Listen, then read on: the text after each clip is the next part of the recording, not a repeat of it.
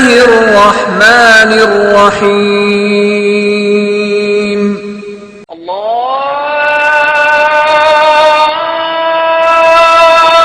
أكبر الله أكبر.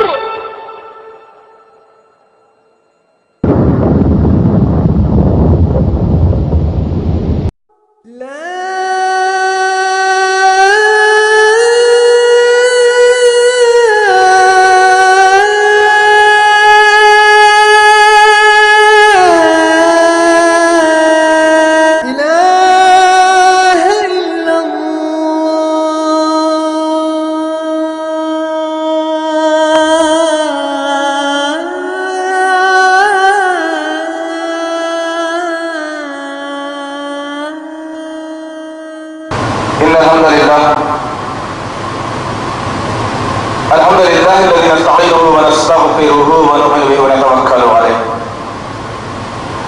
ونعوذ بالله من شرور انفسنا ومن سيئات اعمالنا من يهده الله فلا مضل له ومن يضلل فلا هادي له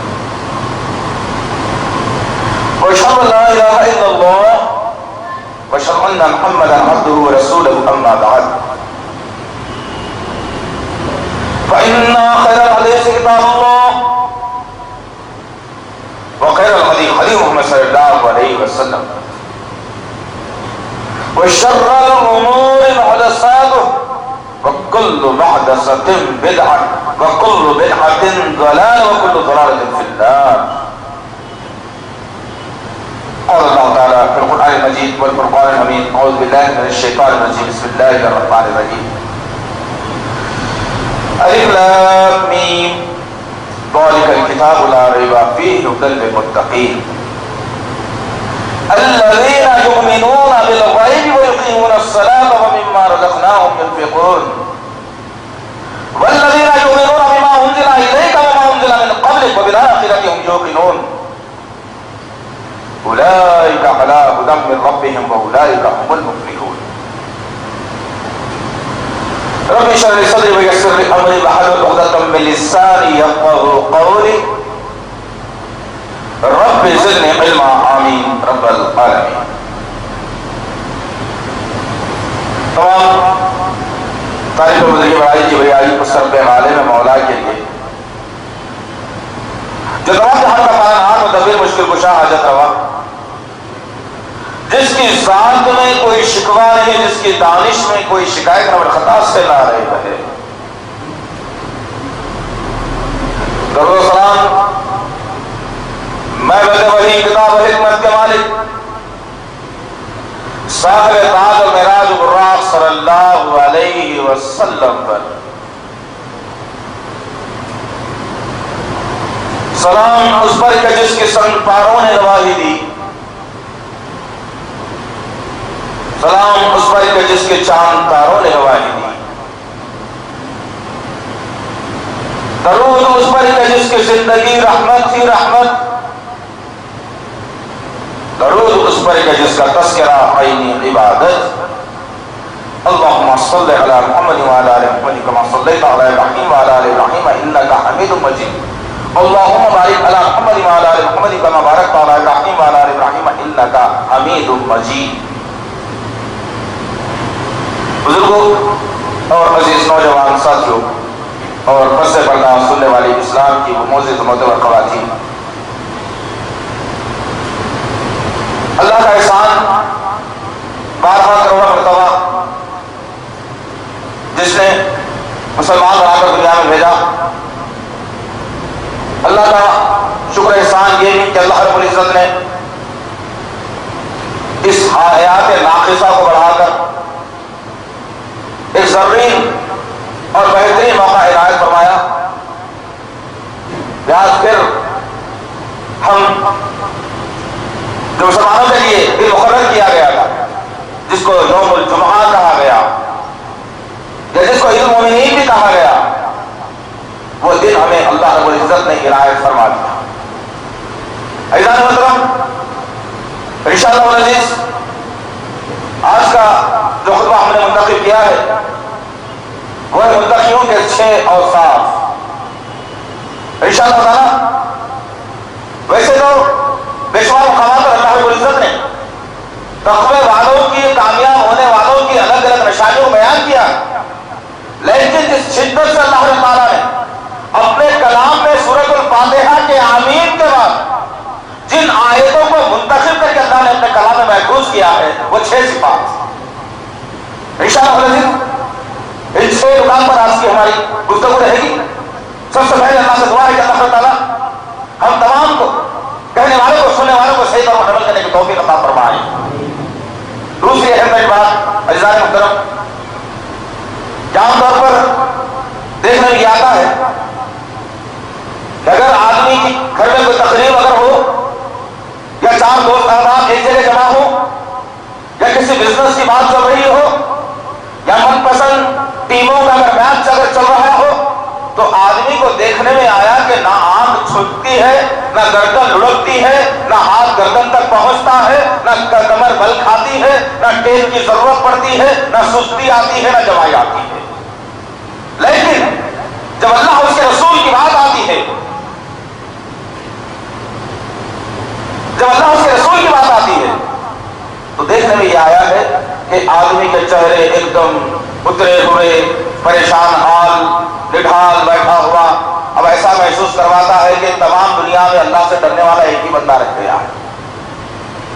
نبی کریم صلی اللہ علیہ وسلم نے فرمایا ریاء کے متعلق، ریاء کا کسے کہا جاتا ہے؟ نبی کے الفاظ ہیں، ایک آدمی مسجد میں داخل ہوا اور پھر ادھر ادھر دیکھنے لگا، مسجد میں کوئی نہیں، اکیلا آدمی ہے، اور وہاں بھی آیا، نماز پڑھا کیا، جلدی جلدی رکوع سجود کیا، اور پھر وہاں سے نکل کر اپنے گھر کا راستہ اختیار کر لیا۔ وہی آدمی پھر دوبارہ مسجد میں داخل ہوا، کبھی دیکھتا ہے کہ کچھ لوگ مسجد میں بیٹھے ہوئے گفتگو کر رہے ہیں، کچھ عبادت کے اندر محفوظ ہے، وہ آدمی مسجد میں لوگوں کو دیکھتا ہے ادھر ادھر، اور پھر اپنی رکعتوں کو لمبی کر دیتا ہے، نماز کو لمبی کر دیتا ہے۔ نبی کریم صلی اللہ علیہ وسلم نے فرمایا کہ آدمی ریاکار ہے جو لوگوں کو دکھانے کے لیے عبادت کر رہا ہے۔ اللہ اکبر، اتنا محتاط رویہ اسلام نے اپنایا ہے، لیکن آج میری اور آپ کی زندگی کا معاملہ کیا ہے کہ اللہ کا ڈر ہمارے سینوں، ہمارے دماغ، ہمارے علم، ہماری سوچ، ہمارے عملوں سے کوسوں دور بھاگ گیا۔ آج شریف رکھو ہے میری اور آپ کی، جہاں ہر مسلمان نماز میں، گھر میں، بچوں کی زبان مدرسوں میں ہر وقت سورہ فاتحہ کی جب تلاوت ہوتی ہے، جب تمام 7 آیتیں مکمل ہوتی ہیں، تو اللہ رب العزت کی بارگاہ میں مسلمان بآواز بلند کہتا ہے آمین، تو اللہ رب العزت بھی کہتا ہے یاد رکھ میرے بندے، تو نے شروع میں بھی بڑائی بیان کی، بیچ کے حصے میں تو نے مجھ سے دعا کی، اور تیسرے حصے میں تو نے پناہ مانگی، اور تو نے آمین کہا، تو لے میں اپنی جلالت اور اپنی معتبر اور میں جو عزیز ہوں، جو میں عظیم ہوں، اس رتبے پر رہتے ہوئے میں تیری دعا کو خشک و قبولیت بخشتا ہوں، اور جو تو مانگتا ہے اہدنا الصراط المستقیم، اور تو نے صراط مستقیم مانگ لیا، لے ہمیں صراط مستقیم کا راستہ تجھے بتانے جا رہا ہوں۔ آمین کی جب آواز بلند ہوتی ہے تو جیسے ہی آمین ختم ہوا، دوسرا پارہ جب شروع ہوتا ہے، دوسرا سورہ جب شروع ہوتا ہے، اس سورے میں بتایا گیا شروع کی آیتوں میں کہ بسم اللہ الرحمن الرحیم، الف لام میم، یہ حروف مقطعات ہیں، جس کے معنی سوائے اللہ رب العزت کے کسی فرد بشر کو نہیں معلوم، انبیاء کو نہیں معلوم، اولیاء کو نہیں معلوم، سوائے اللہ کے کوئی نہیں جانتا کہ وہ کیا الفاظ ہیں۔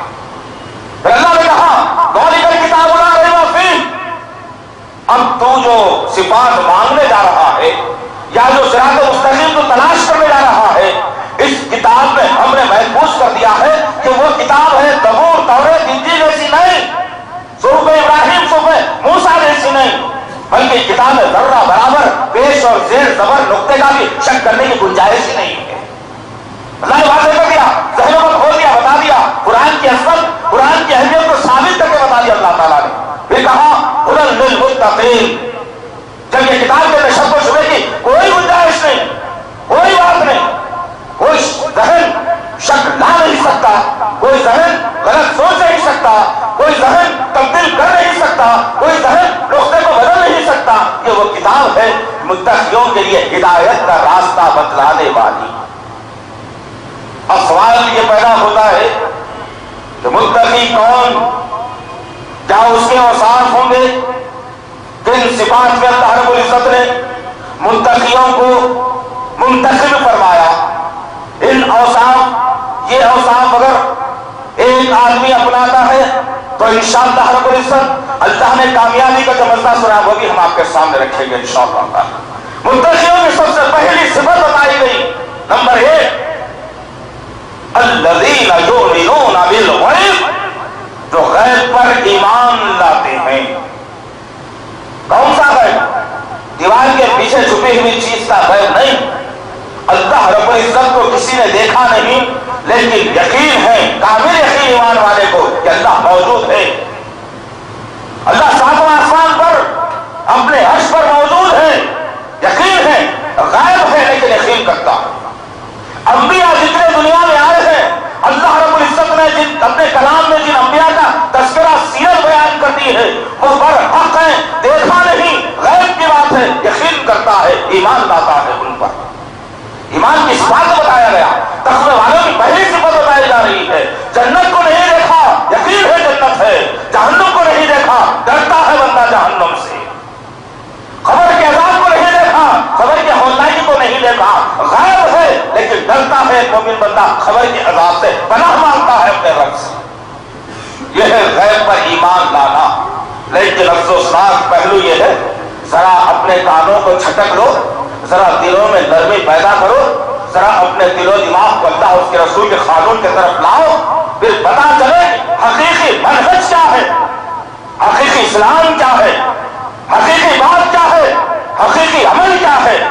آج چنندہ کم صرف کمینے لوگ مسلم معاشرے میں گشت کرتے ہوئے، جن کو منکرین حدیث کہا جاتا ہے، جو انکار حدیث ہے، انکار حدیث نہیں بلکہ انکار قرآن بھی ہے، وہ لوگ آج مسلم معاشرے میں گشت کرتے ہوئے اعلان کر دیا کہ نبی آئے تھے، بس ان کی ذمہ داری اتنی تھی کہ اپنی زندگی میں جو باتوں کو پھیلانا تھا پھیلا دیا، تو قرآن میں موجود ہے وہ صحیح ہے، نبی نے جو کہا احادیث کے اندر وہ سراسر جھوٹ اور غلط ہے، نعوذ باللہ من ذالک۔ کیا پھر بھی ہماری حمیت جاگتی نہیں اسلام کے متعلق؟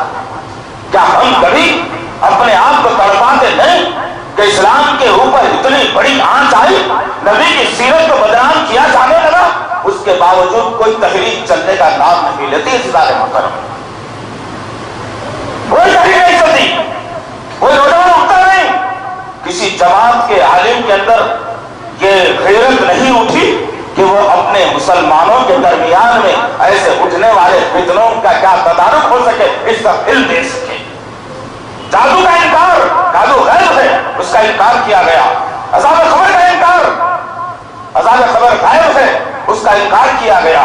قرآن کی آیتوں میں تحریف کی جا رہی ہے، لیکن اس کے باوجود یہ تحریف کمزور مسلمان جو صرف لا الہ الا اللہ زبان سے ادا کر دیا، عملی طور پر دور، علمی طور پر دور، تحقیقی طور پر دور، معلوماتی طور پر دور، صحبتی طور پر دور، جب ایسے مسلمان ان کے ہاتھ کو لگتے ہیں تو ادھر ادھر کی گپ شپ سنا کر مسلمانوں کو بے دین بنایا جا رہا ہے۔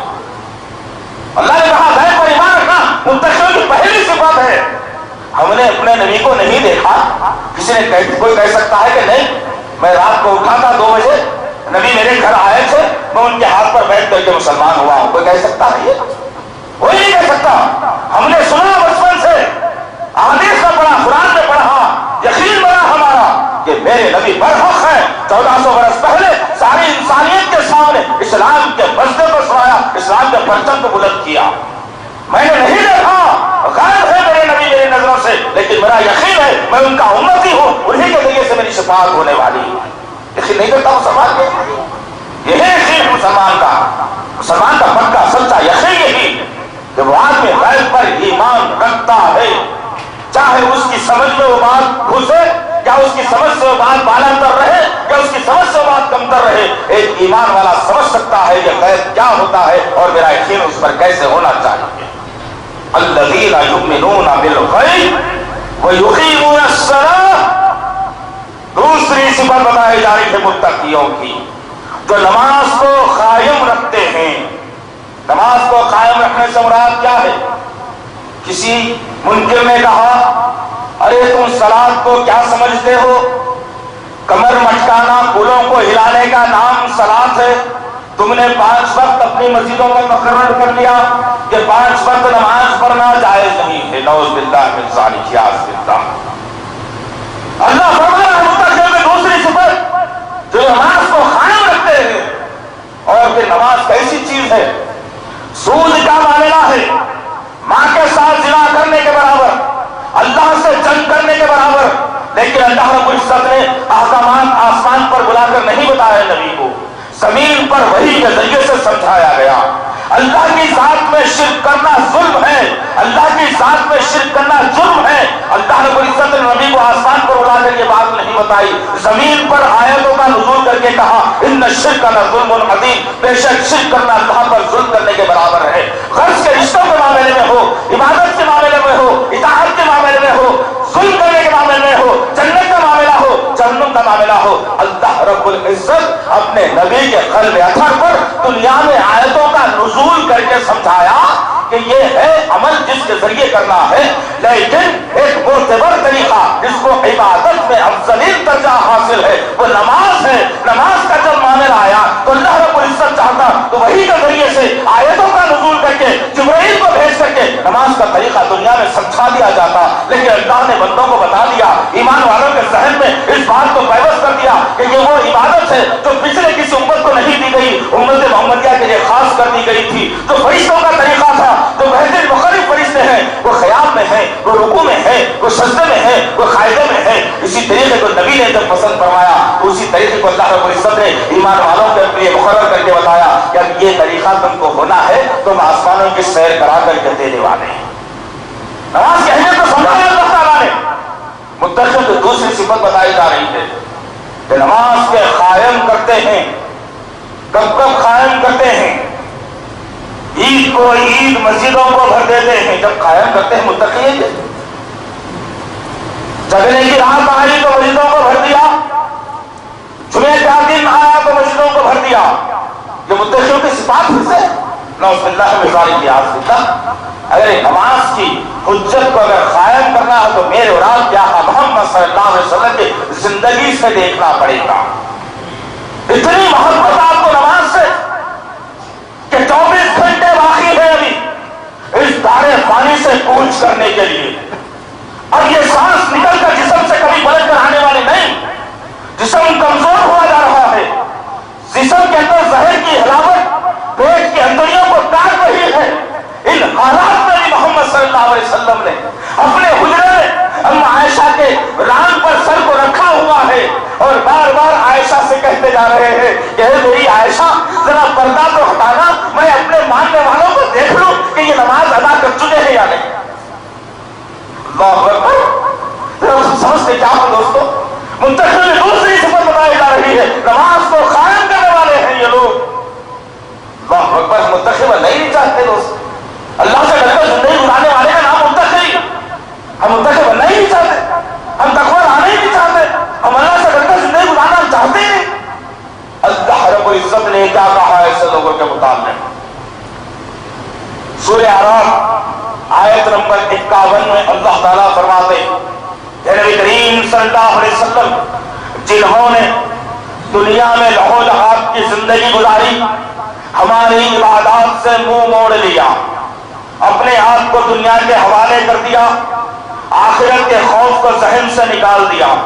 جب تم دیکھو گے کہ قیامت میں یہ لوگ جمع کیے جائیں گے تو ہم بھی ان کے ساتھ وہی معاملہ کریں گے. جس طرح سے انہوں نے ہمارے نام کو دنیا میں بھلا دیا تھا، ہم بروز قیامت اس کے نام کو بھی بھلا دیں گے. اللہ اکبر.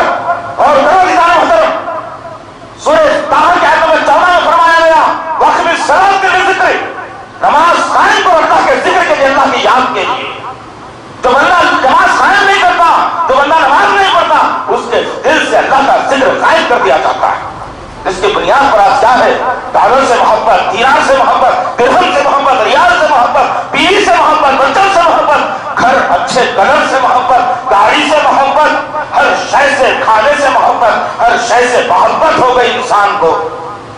لیکن اپنے رب سے محبت کرنا نہیں چاہنا کہ انسان جو نماز قائم کرتے ہیں، نماز کیا؟ اپنے سر کو اللہ کی بارگاہ میں جھکا دینے کا نام۔ وہ سر جس سے تم شرم انگیزی بھی کرتے ہو، وہ سر جس سے تم فتنہ پرور بھی بنتے ہو، وہ سر جس سے تم لوگوں پر نگاہیں غلط ڈالتے ہو، وہ سر جس سے تم اللہ کی یاد بھی کرتے ہو، وہ سر جس میں بھیجا رکھا گیا، اس بھیجے میں تم اللہ کے ذکر کو محفوظ بھی رکھتے ہو، ایک قیمتی چیز کو تم اللہ کے سامنے جھکا دیتے ہو، تو اللہ راضی ہو کر کہتا ہے کہ بندہ آیا میرے سامنے سر کو جھکایا اور مانگ جو مانگتا ہے دینے کے لیے تیار ہو۔ نماز اسی کا نام ہے۔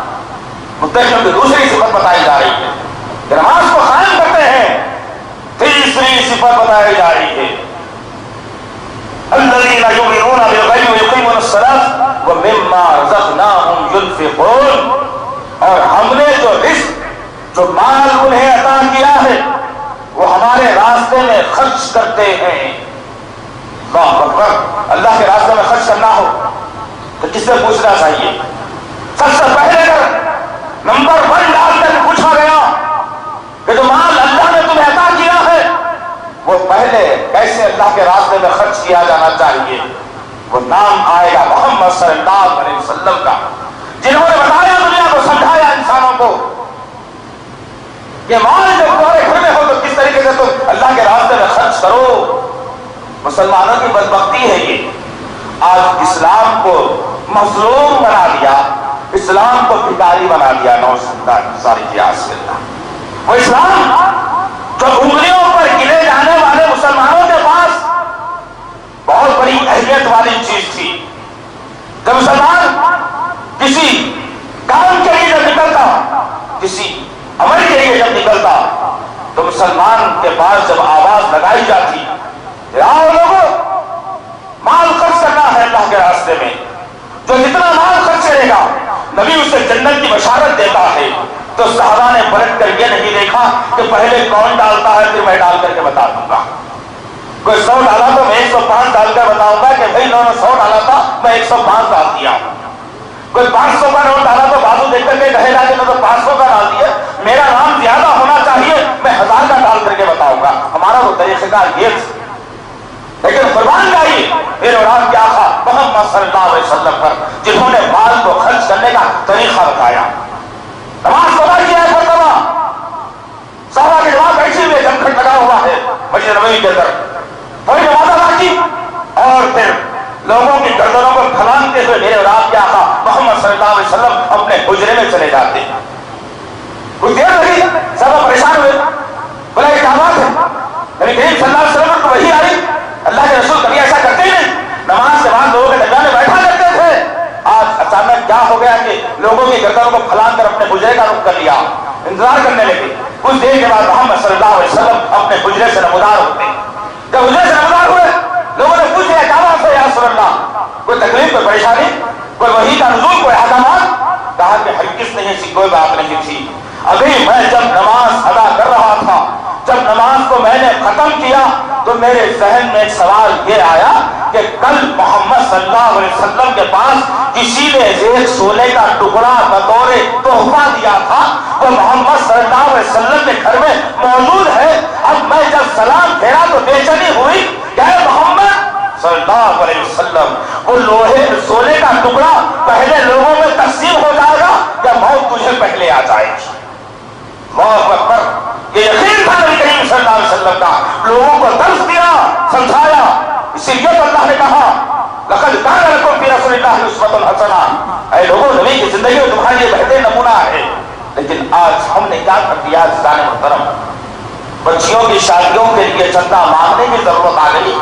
کوئی بیمار اگر زیادہ ہوتا ہے تو محلے میں چندہ اکٹھا کرنے کی باری آ گئی۔ اگر کسی کا انتقال ہو جاتا ہے، غریب ہے، تو جنازے کے لیے کفنانے کے لیے چندے کی ضرورت پڑ گئی مسلمانوں کو۔ یاد ہو گیا ہمارا خرچ کہاں کرتا ہے مسلمان؟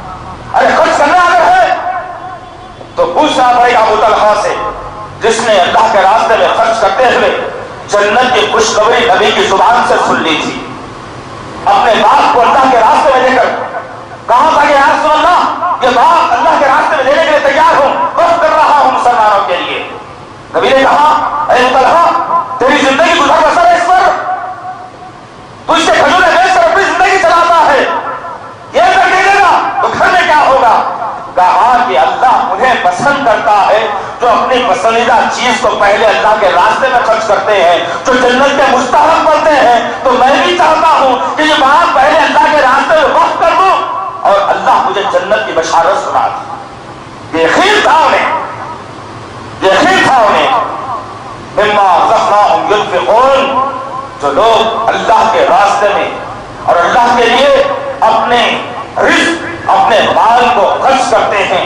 آج عالم تو یہ ہو گیا ہے کہ رات کا کھانا اگر بچا ہوا ہو تو ڈبے میں یا پلیٹ میں نکال کر رکھا جائے گا اور کہا جائے گا کہ کوئی فقیر آئے تو دے دے گا۔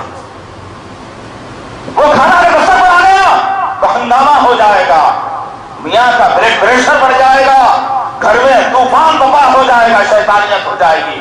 ہاں کما رہا ہوں کس کے لیے؟ کھانے کے لیے۔ تو نوز باللہ من ذالک رات کا کھانا آ گیا، دستر پر رات کا سالن بھی آ گیا، کیوں غریبوں مر گئے، غریبوں کو دینے کے لیے کافی نہیں۔ یہ الفاظ رہے مسلمانوں کی زبانوں سے۔ کہاں ہم خرچ کرتے ہیں اللہ کے راستے میں؟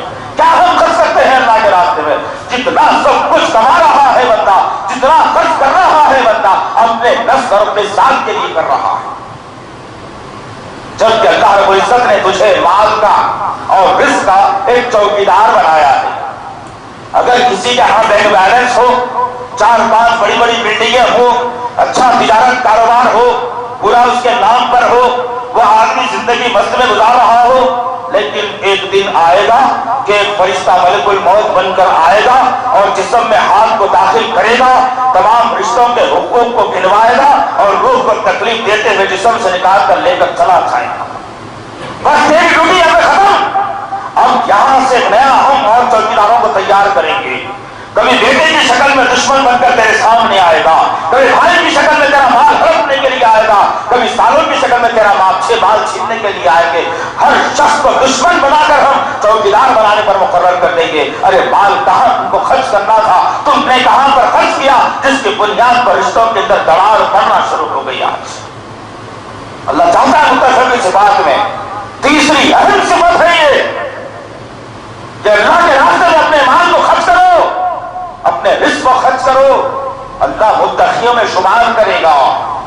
چوتھی صفت بتائی گئی والذین یؤمنون بما انزل الیک، بڑی زبردست بات بتائی گئی۔ نبی کریم صلی اللہ علیہ وسلم بتا دیجیے لوگوں کو جو آپ پر نازل کیا گیا ہے کتاب قرآن، اس پر 100% یہ لوگ یقین اور ایمان لائیں گے تو میں انہیں متقیوں میں شمار کروں گا۔ کیسا یقین لانا ہے؟ اور بہت بڑا المیہ ہے امت کے سامنے، بہت بڑا سوالیہ نشان ہے امت کے سامنے کہ قرآن پر یقین اور ایمان کیسا لایا جائے۔ ہمارا یقین قرآن پر یہ ہے، سب سے پہلے یہ دیکھ چلے، اس کے بعد پھر یقین کیسے لانا ہے وہ بھی دیکھیں انشاءاللہ۔ ہمارا یقین یہ ہے، ہمارا ایمان یہ ہے قرآن پر کہ بہترین اعلیٰ جوزدان میں لگتی رہے اور سب کے سروں سے اوپر رہے تاکہ نکالنے میں بڑی تکلیف ہو جائے۔ ہم نے ایمان ایسے لایا قرآن پر، ہم نے قرآن پر ایمان جب لایا تو گھر میں جھگڑا ہوا، جائیداد کا بٹوارا ہوا، تم بھی نہا کر کے آؤ ہم بھی نہا کر کے آتے ہیں، قرآن پر قسم کھا کر کے کہتے ہیں کہ لیا یا نہیں لیا۔ ہم نے ایسے ایمان لایا قرآن پر۔ اور ہم نے ایمان کیسے لایا قرآن پر؟ گھر نیا بنایا، 15 حافظوں کو لا کر بٹھا دیا، آدھے گھنٹے میں تمام کے تمام قرآن کو صفا چک کر دیا حافظوں نے۔ ہم نے ایسے ایمان لایا قرآن پر۔ اب ایک اور نیا دور چل رہا ہے، جہاں تک رسائی ہو سکتی ہے ہم کر رہے ہیں، لیکن ہم چاہتے ہیں کہ ہر آدمی یہ ذمہ داری کو قبول کرے۔ وہ ذمہ داری کیا کہ جگدیش مارکیٹ سے لے کر مہدی پٹنم کی مارکیٹ تک آ جائیے، ذرا صبح ذرا دورہ کریے مارکیٹ کا، 10 بجے 10:30 بجے 11 بجے مارکیٹ کھلے گی، کچھ خریدیے مت، لیکن قرآن کی عظمت کو کیسے پامال کیا جا رہا ہے، قرآن کے قانون کو کیسے جھٹلایا جا رہا ہے، قرآن کی عظمت کو کیسے ختم کیا جا رہا ہے، ذرا نظارہ دیکھیے جا کر کے۔ چند زرخرید حافظوں کو بلایا جاتا ہے اور وہ دکان کھولنے کے ساتھ ہی کاؤنٹر پر بیٹھتا ہے اور چند جملوں میں قرآن کو پڑھتا ہے اور جیب کھنگال کر جیب میں پیسے ڈال کر چلا جاتا ہے۔ اللہ نے کہا ہدی للمتقین، میں متقیوں کے لیے ہدایت کا راستہ بتانے والا ہوں۔ تو ساری زندگی اپنے دکان میں قرآن کو پڑھاتا رہے، تیرے دکان سے کبھی برکت داخل نہیں ہوگی، برکت خارج ہو جائے گی تیری دکان سے۔ کیوں کہ تو نے اتنا ہی اس پر ایمان لایا کہ ایک معتبر کتاب ہے میری دکان میں پڑھی جائے گی تو کیا حد زیادہ آ جائے گی۔ ہم نے ایمان اتنا ہی لایا، اور ایمان ہم نے کیسا لایا؟ قرآن کے اوپر ہم نے ایمان لایا تو ملاحوں کی کہی ہوئی بات پر ایمان لایا، جنہوں نے قرآن کے الفاظ کو بدل کر ہندسوں میں لا دیا، اور ہم جیسے کم ایمان رکھنے والے کم عقیدہ مسلمانوں کے کبھی گلوں میں لٹکا دیا تو کبھی ٹگوں پہ باندھ دیا تو کبھی کمر پر باندھ دیا، اور کبھی تو یہ بھی کر دیا، وہ بھی بتا دوں شاید غیرت اور حمیت ہماری جاگ اٹھے، یہاں تک لکھ دیا کم ظرفوں نے اگر کسی عورت کو زچگی اگر نہ ہوتی ہو، تکلیف ہو رہی ہو، سورہ انشقاق کی ابتدائی 10 آیتوں کو ایک پیپر پر لکھ کر عورت کی سیدھی ران پر باندھ دیا جائے جس سے اس کی زچگی آسان ہو جائے۔ یہ ہم نے ایمان لایا قرآن پر۔ کہاں دوستو تم؟ ہم تو پڑھتے ہی ہیں قرآن، ہم تو جانتے ہیں قرآن، ہم تو یقین رکھتے ہیں کہ گھر میں ہے قرآن، بس کہاں ہے تمہارا ایمان؟ اللہ فرما رہا ہے یہ ایسا ایمان لاؤ قرآن پر، حق ہے 100% یقین کے ساتھ ایسا ایمان لاؤ۔ اللہ نے کہا مصیبت آ جائے تو میرے سامنے ہاتھ پھیلانا، کسی اور کے سامنے نہیں پھیلانا، ایسا ایمان لاؤ۔ اللہ نے کہا سر کو جھکانے کی باری آئے، کسی تربت پر سر مت جھکانا، میرے دربار میں آ کر سر جھکانا، ایمان ایسا لاؤ۔ سود کا لین دین کو بند کراؤ، ایسا ایمان لاؤ۔ ماں باپ کی بات کرو، ایسا ایمان لاؤ۔ پڑوسیوں کے حقوق ادا کرو، ایسا ایمان لاؤ۔ جوا شراب اور بال کھیلنا چھوڑ دو، ایسا ایمان لاؤ۔ قرآن نے سمجھایا انسانیت کو کہ ایسے ایمان لانے والوں کو ہم متقیوں میں شمار کریں گے۔ ہم نے تو ایسا ایمان لایا کہ متقیوں کے زمرے میں تو کیا بعض اوپری درجے کے جہنمی ہمیں دیکھ کر کہیں گے کہ ہائے ہائے تمہاری بدبختی کہ ہم نے پچھلے بنی اسرائیل کی امت میں جنم لیا لیکن اتنے بڑے گناہ ہم نے نہیں کیے، جو کتاب نازل کی جاتی تھی اس پر ہمارا خود کو یقین اور مضبوطی رہتی تھی، تم تو نبی کی امت ہو، تمہارا مقدر جنت بننا چاہیے تھا، تمہارا مقدر جہنم کیسے بن گیا بھائی؟ اللہ اکبر، کیسا ایمان ہونا چاہیے؟ والذین یؤمنون،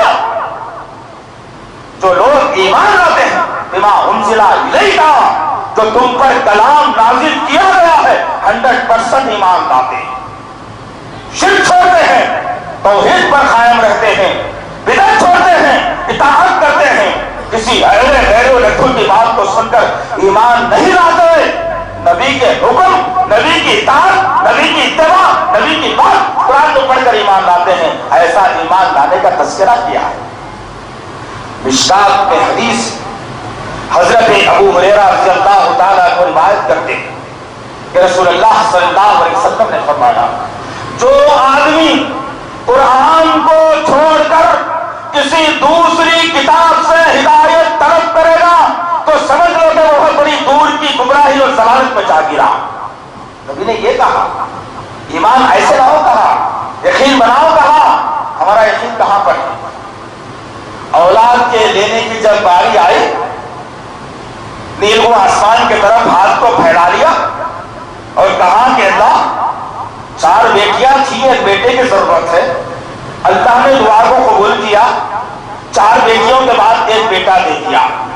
بیٹا جب پیدا ہوا تو ضرورت یہ تھی قرآن پر اگر مکمل ایمان ہوتا تو اللہ کی بارگاہ میں آتا، سر کو جھکاتا اور کہتا کہ اللہ ظالم ضرور ہوں، جھوٹا ضرور ہوں، غلط بولتا ضرور ہوں، تجارت جھوٹ بول کر کرتا ضرور ہوں، تو نے میری بات کی لاز رکھ لی، میری دعا کو قبول فرما لیا، تو نے اولاد دے دی۔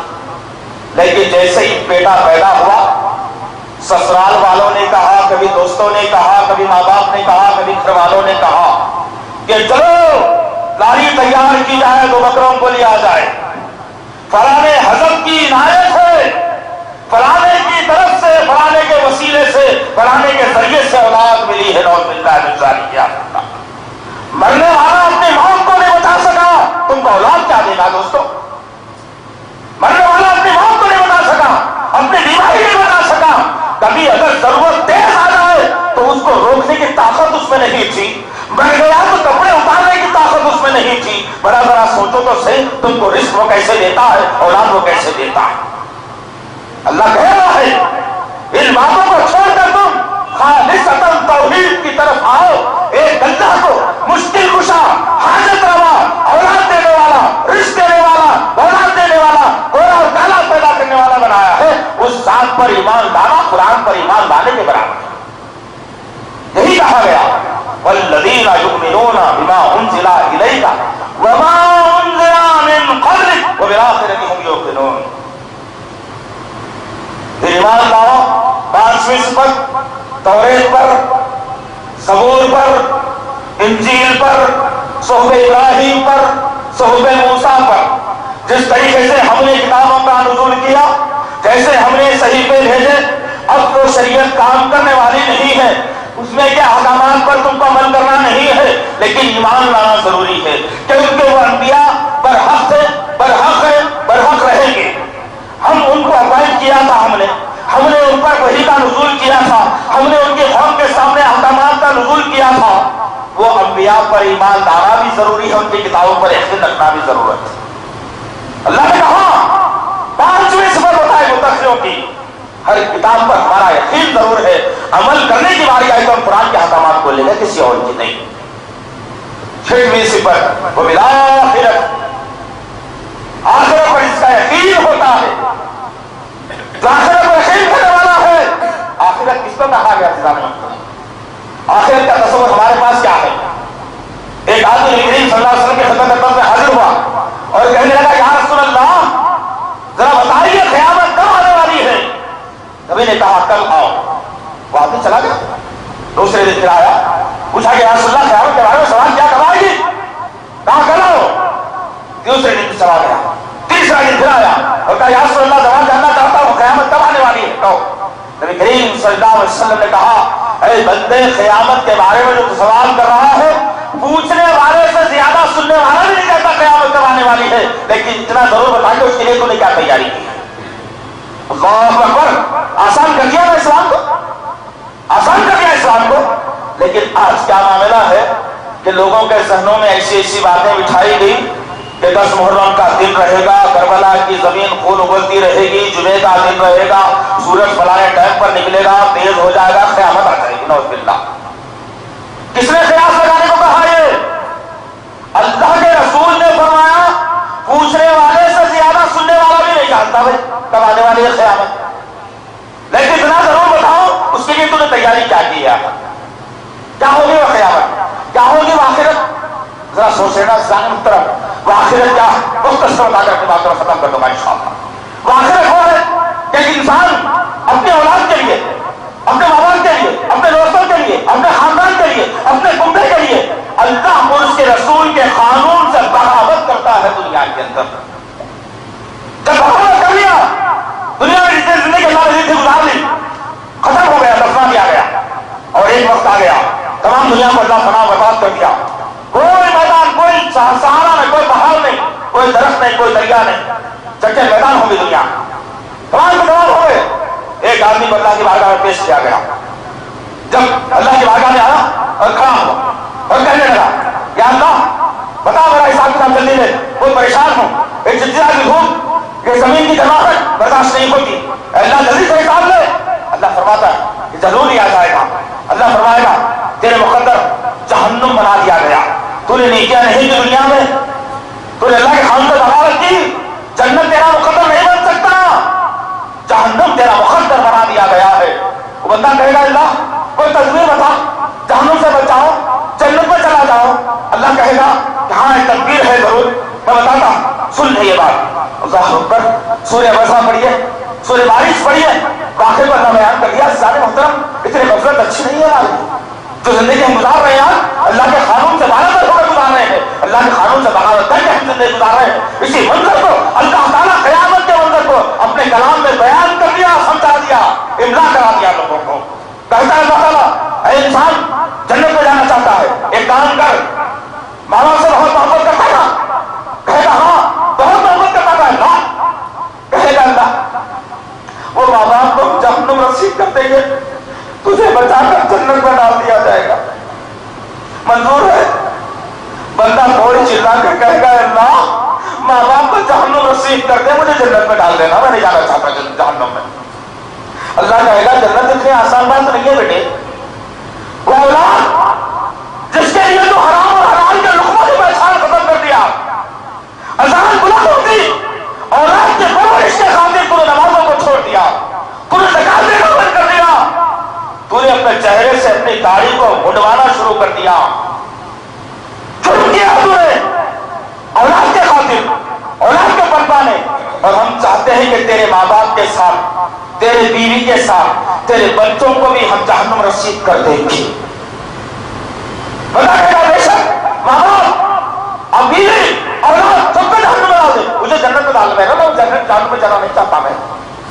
پھر کہے گا اللہ جنت اتنی آسان چیز نہیں ہے بیٹے, ہم تیرے رشتہ داروں کو بھی جہنم رسید کر دیں گے پورے کے پورے, اور تجھے اکیلے کو جنت میں ڈال دینے کا منظور ہے. وہ کہے گا بے شک تمام رشتہ داروں کو جہنم رسید کر دینا اور مجھے جنت میں ڈال دینا, اللہ بچا لے. اللہ کہے گا ہرگز نہیں ہو سکتا, تیرے خاندان کنبے قبیلوں کو ملا کر جہنم رسید کر دیں گے اور تجھے اکیلے کو ہم جنت میں ڈال دیں گے, کا منظور ہے تجھے؟ بندہ کہے گا کہ بے شک ہے اللہ, خاندان قبیلہ ملنے جلنے تمام لوگوں کو جہنم رسید کر دے, مجھے بچا کر جنت میں ڈال دے میرے مالک. ذرا غور کرو آخرت کی چیز کا نام, جن رشتوں کے لیے آج ہم اپنے رب سے ناراضی بولتے ہیں, جن رشتوں کے لیے ہم آج رسول اللہ صلی اللہ علیہ وسلم کی سنتوں سے اعراض کرتے ہیں, جس رشتوں کے علاج ہم, جن رشتوں کو بنانے کے خاطر, جس پانی زندگی کے خاطر قرآن کا پڑھنا ہم نے چھوڑ دیا, قرآن کا جاننا ہم نے چھوڑ دیا, قرآن پر غور و فکر کرنا ہم نے چھوڑ دیا, تو غیروں کو بھی حیا آئی. اور پھر امریکہ کی ایک یونیورسٹی کے ایک پروفیسر نے ایک قرآن کو ترتیب دیا آج کی تاریخ میں. اب پوچھا جائے گا کہ یہ تاریخ کتنے لوگوں کو معلوم ہے بھائی؟ قرآن کے خلاف جو مہم ساری دنیا میں چلائی جا رہی ہے, کتنے لوگ ہمارے نوجوان پڑھے لکھے ان پڑھ ضعیف بڈھے عورتیں مردے کتنے واقف ہے؟ تو ہر آدمی نیچے کا ہونٹ نیچے اوپر کا ہونٹ اوپر کہتے ہوئے منہ کھول کے کہہ رہا ہے کہ ہمیں تو نہیں معلوم اس کے بارے میں. کہ تمہیں معلوم کیا ہے؟ تمہیں اچھا لقمہ ضرور معلوم ہے, کون سی ہوٹل میں بریانی اچھی ملتی معلوم ہے, کون سا رشتے دار پیسے والا ہے, کیا ڈھنگ کر کے اس سے پیسے کیسے نکال لینا معلوم ہے, تمام چیزیں معلوم ہو گئی, لیکن تمہیں قرآن نہیں معلوم ہوا. تو ہوا یہ کہ دا ٹرو میسج آف قرآن کے نام سے, فرقان کے نام سے نکالا گیا امریکہ کی سرزمین سے. اور آج مغربی ممالک کے اندر اس ٹرو میسج فرقان کو تقسیم کیا جا رہا ہے, جس کی بو پھیلتے پھیلتے کویت کی سرزمین تک آئی, اور پتہ نہیں کتنے عربی ممالک میں پھیلے گا, پتہ نہیں کتنے ہمارے ملکوں تک یہ آئے گا. کیوں؟ اس لیے کہ ہم نے قرآن کے علم کو چھوڑ دیا, ہم کو معلوم ہی نہیں ہے قرآن میں کیا لکھا ہوا ہے. ایک آدمی نے آ کر کے قرآن کے متعلق غلط بات کہہ دی, ہم سمجھتے ہیں کہ قرآن کا معاملہ صحیح لکھا ہوا ہوگا, یقین کر لیا جہنم رسید ہو گئے. اللہ فرما رہا ہے بالآخرت ہم یوقنون, کہ تمہارا یقین آخرت پر بھی ہونا ہے, قرآن پر بھی ایمان لانا ہے, دوسری کتابوں پر ایمان لانا ہے, غیب پر ایمان رکھنا ہے, نماز قائم کرنا ہے, اللہ کے دیے ہوئے اس میں سے خرچ کرنا ہے. کیا ہوگا اس سے؟ اولئک علی ھدی من ربہم, یہی وہ لوگ ہیں جو اپنے رب کے طرف سے ہدایت یافتہ ہے کہا اللہ تعالیٰ نے, وَأُولَٰئِکَ هُمُ الْمُفْلِحُونَ, اور یہی وہ لوگ ہیں جن کو اللہ تعالیٰ بہت بڑی کامیابی سے ہمکنار کرے گا آخرت میں. اور کرو کہ ہمارا یقین کیا غیب پر ہے, کہ ہم نماز کو قائم کرتے ہیں 5 وقت, کیا ہم اللہ کے راستے میں رزق کو خرچ کرتے ہیں کبھی, کیا ہمارا یقین 100% قرآن پر ہے, کیا ہم کسی کتابوں پر یقین رکھتے ہیں, کیا فکر آخرت ہمارے ذہن میں ہے؟ اگر یہ ہے 6 صفات تو انشاءاللہ اللہ نے کہا کہ یہی وہ لوگ ہیں جو اللہ کی طرف سے ہدایت یافتہ کہا, اللہ کی طرف سے ہدی للمتقین کہا, ادھر متقیوں کے لیے ہدایت کا راستہ ہے, ادھر کہنا اولئک علی ھدی من ربہم, اللہ کی طرف سے ہدایت پر ہیں یہ لوگ. اولئک هم المفلحون، اور یہی وہ لوگ ہیں جن کے لیے بہت بڑی کامیابی رکھ دی گئی ہے۔ اللہ سے دعا ہے کہ اللہ رب العزت جو کچھ بھی کہا گیا ہے کہنے والے کو سننے والے کو صحیح طور پر عمل کرنے کی توفیق عطا فرمائے۔ اے میرے اللہ قرآن کو سمجھنے کی توفیق عطا فرمائے، قرآن کو پڑھنے کی توفیق عطا فرمائے، قرآن کو سیکھنے کی توفیق عطا فرمائے، قرآن کے علم کو دوسروں تک پہنچانے کی توفیق عطا فرمائے، نبی کی سنتوں پر عمل کرنے والا بنائے، بدعتوں سے بیداری کرنے والا بنائے، چہروں پر نبی کی سنت کو اجاگر کرنے والا بنائے۔ اے اللہ تیرا خوف ہمارے دلوں میں بٹھا دے، دنیا کا خوف ہمارے دلوں سے نکال دے میرے پاک پروردگار۔ سبحان ربک رب العزت عما یصفون۔